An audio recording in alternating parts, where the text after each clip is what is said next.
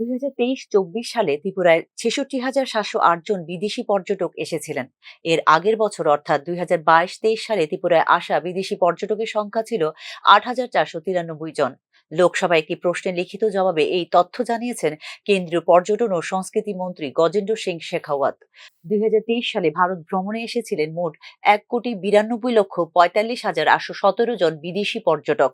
2022 সালে সফরকারী বিদেশি পর্যটকদের সংখ্যা ছিল 85,87,562 জন। আরো বেশি বিদেশি পর্যটকদের ভারত ভ্রমণে উৎসাহিত করার জন্য পর্যটন মন্ত্রক কয়েক বছর ধরে বেশ কয়েকটি পদক্ষেপ তথা উদ্যোগ গ্রহণ করেছে বলে এদিন জানিয়েছেন কেন্দ্রীয় মন্ত্রী গজেন্দ্র সিং শেখাওয়াত।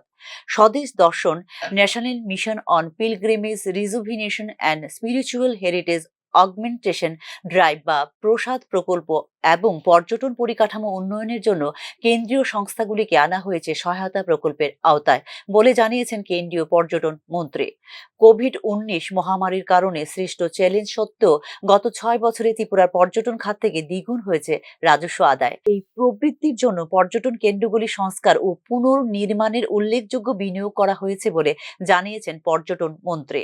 2013 থেকে 2018 সালের মধ্যে পর্যটন খাত থেকে 15.52 কোটি টাকা আয় হয়েছে ত্রিপুরার, যেখানে 2018 থেকে 2024 সাল পর্যন্ত আয় বেড়ে হয়েছে 31.25 কোটি টাকা।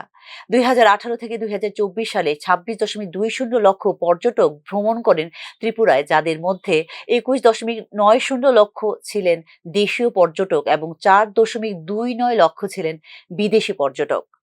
Bureau report, news now.